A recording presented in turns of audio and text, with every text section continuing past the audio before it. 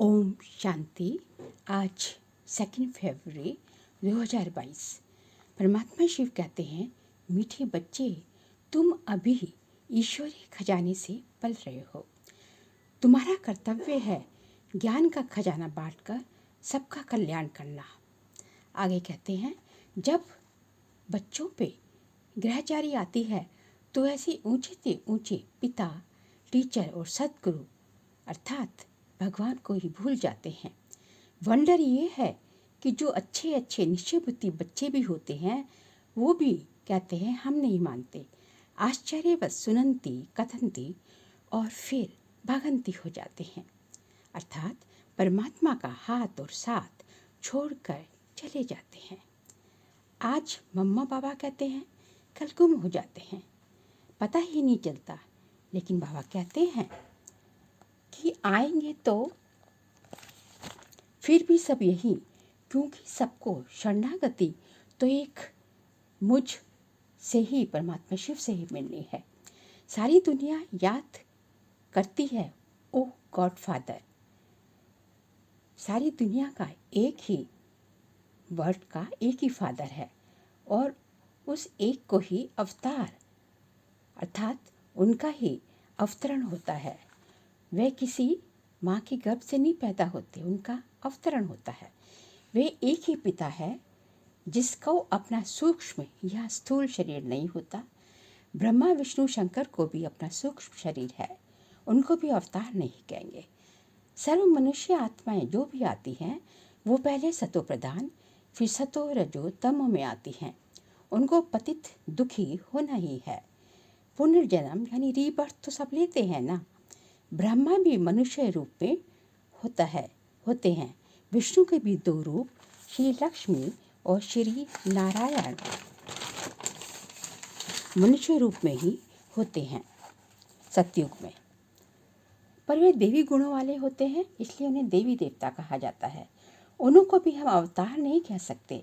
अवतार तो सिर्फ एक ही परमात्मा शिव का कहा जाता है। परमात्मा आते हैं बच्चों को अपना वर्षा देने। आते भी तब हैं जब सारी दुनिया पतित दुखी हो जाती है। जो भी मनुष्य मात्र हैं सब गॉडफादर की रचना है। भिन्न भिन्न नाम रूप से सब गॉडफादर जरूर कहते हैं। हर एक आत्मा की बुद्धि उस पिता को ही याद करती है। जब संगम युग होता है, सभी मनुष्य पतित हो जाते हैं, तब शिव अवतार लेते हैं।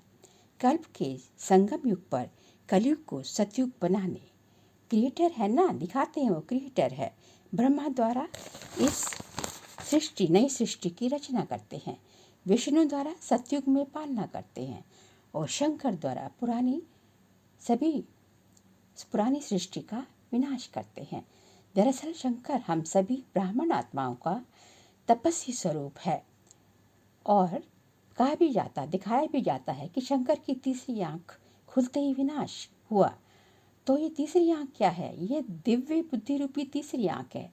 जैसे ही हम परमात्मा के बच्चे बनते हैं, उनसे योग लगाते हैं, तो हमें दिव्य बुद्धि का वरदान प्राप्त हो जाता है और हम बच्चों की योग अग्नि से ही विनाश ज्वाला प्रज्वलित होती है। भगवान आते ही हम भारत में शिवरात्रि भी भारत में मनाई जाती है, परंतु जानते नहीं कि शिव का नाम, रूप, देश, काल क्या है। परमात्मा कहते हैं, मुझे सर्वव्यापी कह देते हैं, मेरी बहुत ग्लानि करते हैं। कलयुग में कोई भी पुण्य आत्मा पवित्र आत्मा नहीं हो सकती। पवित्र आत्मा अर्थात स्वर्णिम युग, गोल्डन एज में पवित्र आत्माएं देवी देवता रहती हैं। उसको कहा ही जाता है सतयुग, संपूर्ण निर्विकारी दुनिया। उसकी भेंट में कलयुग है विकारी अर्थात विश्वस्वर। कलयुग के अंत और सतयुग के आदि को संगम कहा जाता है। सतयुग है पावन दुनिया, फिर कलाएं कम होती जाती हैं। परमात्मा कहते हैं, मुझे बच्चों ने नंबरवार ही पहचाना है। इस समय ही ये कहा जाता है क्योंकि माया सामने खड़ी है। घड़ी घड़ी ईश्वर की याद बुला देती है। परमात्मा शिव कहते हैं कि और जो धर्म स्थापन करते हैं उनको अवतार नहीं कहेंगे। अवतरण एक शिव का ही होता है। भारत में परंतु भारतवासी खुद ही भूल जाते हैं। भल परमपिता परमात्मा शिव की पूजा करते हैं, परंतु वे कब आया, क्या किया, कुछ भी नहीं जानते। न रचना के आदि मध्य अंत को जानते, न रचयिता पिता को जानते हैं। भारतवासी पहले कितने सुखी थे, विश्व के मालिक थे, पावन थे, श्रेष्ठाचारी थे। अगर थे तो कैसे बने, कुछ भी नहीं जानते। यह है वंडर। परमात्मा शिव ही आकर सब कुछ समझाते हैं। भगवान कहते हैं, मैं गारंटी करता हूँ कि मैं तुम्हारा पिता हूँ। पिता के रूप में मैं तुम्हें सबको अपने साथ अपने घर जरूर परम धाम या मुक्ति धाम ले जाऊंगा। तुम्हारा टीचर बनकर पढ़ाकर, तो टीचर रूप में, शिक्षक के रूप में पढ़ाकर जरूर राजाओं का राजा बनाऊंगा, और सतगुरु के रूप में बच्चों के नंबरवार पुरुषार्थ अनुसार सबको वापस ले ही जाऊंगा। सबका सदगति दाता तो मैं ही हूँ, अर्थात स्वर्ग की बादशाही बच्चों को मैं ही देता हूँ। परमात्मा शिव डायरेक्शन देते हैं कि भल कोई कहीं भी हो तो भी मुझे याद करो, तो विघ्न विनाश होंगे और अंतमति सोगति हो जाएगी। सबको भगवान का पैगाम तो मिलना ही है। ये तो ड्रामा में नूंद है। ब्रह्मा की आत्मा ही सतयुग में विष्णु बनती है। विष्णु के दो रूप श्री लक्ष्मी, श्री नारायण जब होते हैं। बच्चे जब बॉडी कॉन्शियस हो जाते हैं, देहभान आ जाता है, तो शिव बाबा के फरमान पर नहीं चलते। इस समय हम ब्राह्मणों की माला नहीं बनती, क्योंकि बच्चों की स्थिति ऊपर नीचे होती जाती है, एक रस नहीं रहती। रुद्र माला है शिव की माला, जो रूहानी अर्थात रूहों की है, और विष्णु की माला है मनुष्यों की माला, जो कि विष्णु के राज्य में आते हैं। बाबा कहते हैं, हमें इस समय श्रीमत पर चलकर खूब पुरुषार्थ करना है, सर्विस भी खूब करनी है। आत्मिक स्वरूप अर्थात सोल कॉन्शियस होने की अच्छी प्रैक्टिस करनी है। बाबा की याद से अपनी बुद्धि को स्वच्छ और विशाल बनाना है। आज का वरदान है, नॉलेज की लाइट और माइट द्वारा सोल कॉन्शियस रहने वाले स्मृति स्वरूप भव। हमारा अनादि स्वरूप निराकार ज्योति स्वरूप आत्मा है, और आदि स्वरूप है देवात्मा। दोनों स्वरूप सदा स्मृति में तब रहेंगे जब नॉलेज की लाइट और माइट के आधार से सोल कॉन्शियस स्थिति के रहने का अच्छा अभ्यास होगा।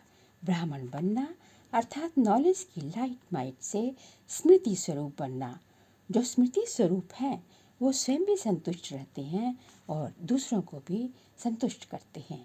आज का स्लोगन है, साधारणता में महानता का अनुभव करना ही महान आत्मा बनना है। इसलिए भगवान कहते हैं, be simple and be sample. तो आज का अभ्यास यही रहेगा कि मैं चैतन्य शक्ति ज्योति स्वरूप आत्मा मस्तक पर चमकती हुई मणि हूँ।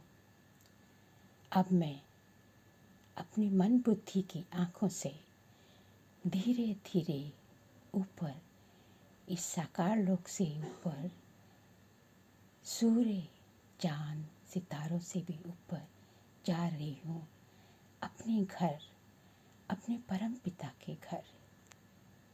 और मैं पहुँच गई उस दिव्य लोक में, जहाँ चारों ओर सुनहरी लाल रंग का प्रकाश कितना अच्छा लग रहा है।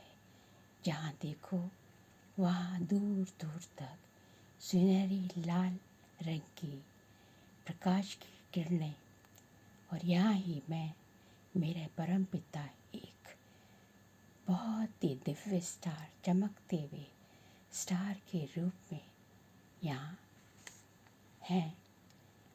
उनकी दिव्य भव्य किरणें, प्रकाश दूर दूर तक फैल रहा है।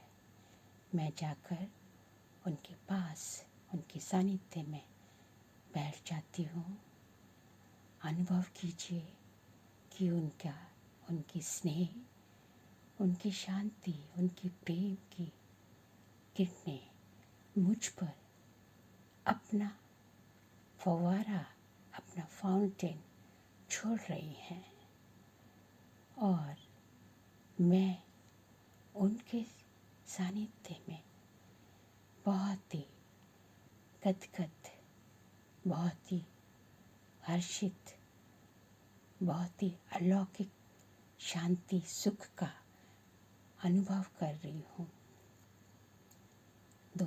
1-2 मिनट वहाँ पर बैठिए, उस अलौकिकता को अनुभव कीजिए, अपने अंदर भरिए और फिर धीरे धीरे उन अनुभव के साथ अपने को भरपूर करके मैं धीरे धीरे इस साकार लोक में अपने मस्तक के बीच में इस शरीर पर वापस आ जाती हूँ।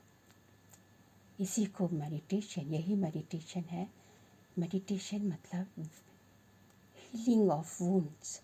वुंड्स कौन से हैं? जो हमारे ऊपर, हमारे मुझ आत्मा में जन्म जन्मांतर के, जो मैंने विकर्मों के वश, जो मैंने विकारों के वश विकर्म किए हैं, वो हैं।